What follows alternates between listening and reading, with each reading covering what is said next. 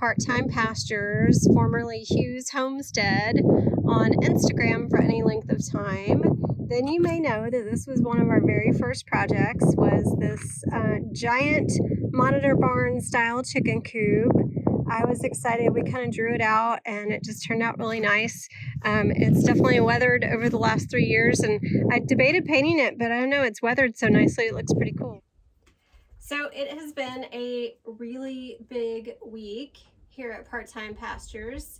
We had our second Dexter calf come to us. She was born on Wednesday, April 13th. So looking back, it's funny, Quinn was born over Thanksgiving. So we had gone to visit my parents, came back and had Quinn. And then Finley is the new heifer. And so we were excited to have a girl. We just went through a lot with Quinn trying to steer him or decide if he was going to be a bull, stay intact, all of those things. We decided to steer him. That was its own saga. And then we were relieved to have a girl this week. So she came Easter week. So yeah, we will definitely plan ahead and plan babies for spring next year. Quinn was a little less active because it was cold and kind of rainy at Thanksgiving. But so we had first steps on the pasture this week, and now we're gonna have first steps in the chicken coop today. When I got these pullets about 3 weeks ago, it'll be 3 weeks on Monday, and they already seemed to be about 3 and 4 weeks old. So the Buff Orpingtons, there's 5 of those, and they look to be about 3 weeks old. And then there's 5 Easter eggers. Some people call them Americanas, but there's debate about whether or not Americana is, they're a very specialized breed. So most of what you find today here that lay the blue eggs are just called Easter eggers and don't meet the Americana breed standards. What's interesting about the 5 Easter eggers we have is they're all very different in appearance. So it'll be interesting to see if they actually all look like Easter eggers or some of them have a little bit different look. So just looking at them now, one's getting a lot of really white neck feathers. So we'll see how she turns out. One of them has a solid brown head, more like, she reminds me of a hawk, and she may end up looking more like, I don't know, a Sussex or something. We'll see. We'll get everybody's input when the girls start to put on all of their feathers and figure out what they actually are. Maybe we'll have some brown eggs in the mix. But I have had the girls in this giant Rubbermaid tub with hardware cloth on top of it. They are getting to where they can kind of flit around in there and almost reach the top. They're pretty big, so I'm going to try to get a hold of somebody for the video, and they are, as our friend would say, waspy. Right, so I have one of the Buff Orpingtons. You can see she's still got a little bit of the downy feathers on her neck, but for the most part, she's getting her big girl feathers in, and all of the girls are so skittish and don't like being held. I don't know if there's anything. Oh, let's see if we can do the laying them on their back trick. It's supposed to make them really relaxed. She looks like she just wants to peck my hand, but anyway, we will get, actually, she'll be the first one we'll release. So we'll see how she likes it. Cook, you gotta go outside. You cannot be trusted now. Go on. All right, taking the dog out of the equation because she thinks that the little chicks are trying to escape, and so I don't think she's trying to hurt them at all. She just goes to grab like she needs to catch it, and so this is not the first time we've ended up with a chick inside of Cookie's mouth, but she's never tried to hurt them. We'll just have to expose her a little at a time. So, all right, let's see who else I can grab. I'm going to pull this hardware cloth all the way off. All right, I went around earlier today. There's Cookie out there looking all sad because I won't let her in. I went around and looked to see if there were any gaps. There is a pretty big hole back there, but we've had that covered for a while. We've got some wood there. And then there are some holes here where a mouse was getting in. And I put some rocks. I also bought some great stuff, so I'll be going around, but I'm worried the chicks are gonna peck at that like it's food. So I filled in as many of the holes as I could with rocks, but I do see some at the front I'll need to fill. Then there are still some places where predators could get in, like here. So we're gonna work to fill those as well, but I just want them to be able to peck around and see what's going on. The one girl I've already let out is a little stressed, and she's hanging out back here trying to get back to her friends. But she doesn't know all her friends will be here in just a minute.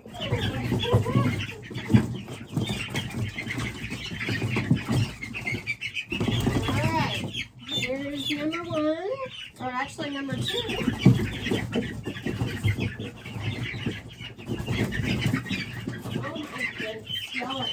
Crazy. Here's the one I said kind of reminds me of Hawk. I mean, she's going to look more traditional, I guess, Americana with her red head.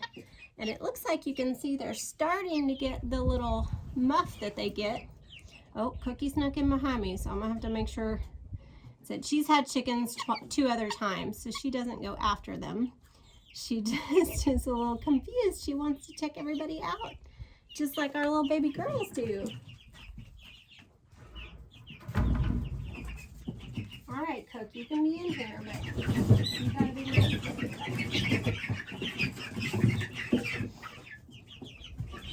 Here's one that has "don't put her in your mouth."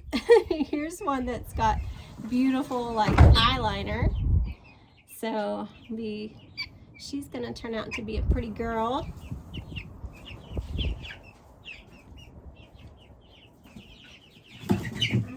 You're getting freedom. You're getting freedom. Chuck, get back. Back off.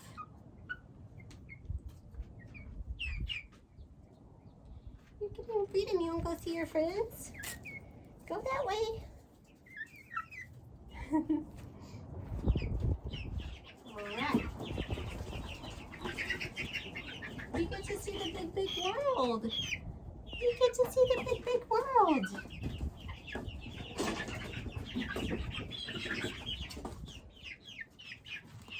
Okay, now she is the most curious. So, I mean, in terms of her coloring. So if anyone has any input on what she might be, you know, and if Easter eggers just have that much variation, you know, she's probably just, maybe it's like having a dog who's a mutt. She could just be a cross of multiple things, but I just think she's so pretty with all these white feathers coming in. But I've never seen anything like her when you think about Easter eggers specifically. So it's funny, they're turning their heads like, oh, pretty girl. They need to be handled a little bit more than I have because they're so scared, but they'll get used to everything. We had our last chickens in the city were very treat motivated like most chickens are, and they would hop up into Ryan's lap. One even got up on his shoulder, so I'm determined to make these girls my friends. Here you go, little girl.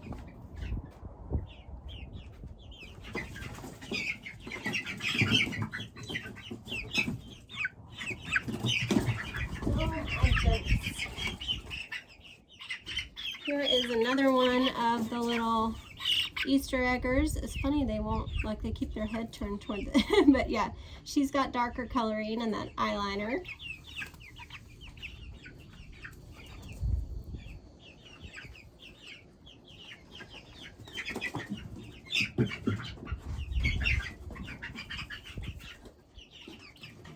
Here's one more that's got that white, a lot of that white coming in, so she'll be interesting. See how she turns out.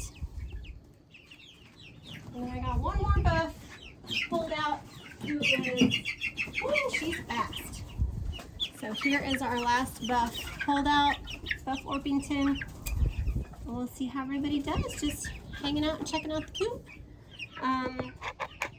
You don't have to see my face, but so yeah, we'll see.